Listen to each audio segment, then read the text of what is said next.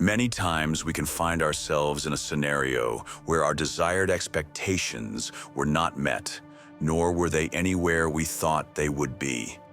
Many of the videos posted on this page are in fact real events that have taken place in my own life and are shared with you, as I'm sure many can resonate with what is both felt and said. One specific scenario where I felt myself in an emotional spiral was the story about showing up to an event where I tried my best to get the attention of someone I was interested in. And they overlooked me, as they always do. The one who had their attention, however, was someone I couldn't even lower myself to. I immediately left after seeing them interact with each other due to feeling both overwhelmed by my emotions and in a bit of shock, if I'm honest. As I drove away, my emotions did in fact spiral out of control. Part of me was laughing, another part was hurt, another portion was filled with a surge of confidence. And all while I went back and forth, laughing and crying simultaneously. My head swam with the emotions until I got home. Then anger presented itself. It walked into the party with no invite. And it was then I realized I may be in trouble.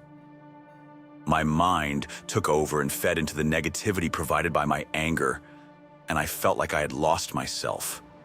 I then shut down, pushed everyone away from me, shut off my phone, and isolated myself until I could regain my composure. When our emotions spiral out of control, we literally feel as though we have no power over the situation.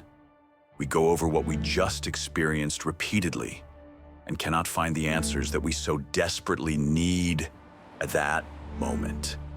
When this happens, we will experience all of our emotions, all at once.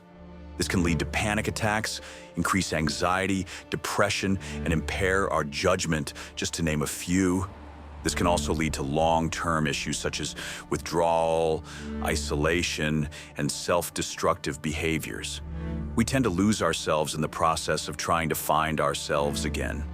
I need you to remember that whatever the situation was that forced you into the emotional spiral you may find yourself in, you do have all the power still. It's just a little confused at the moment. When this happens to me, I tend to write it down in order to get it out of my head.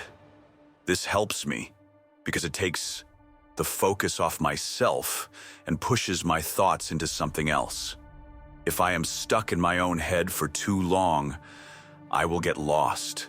The search for answers I cannot find will become an endless campaign, and I know deep down that I'm not forgiving of myself. I also know, however, that I will not let things I have no power over take up too much of my time.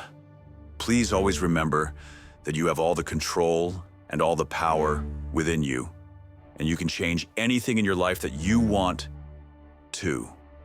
Whatever the situation is that has your emotions spinning around you, take a step back for a moment, breathe, and remember that you are in control of you, not the outside world. You control how you react to things, and you have all the power here. You just have to let yourself see it.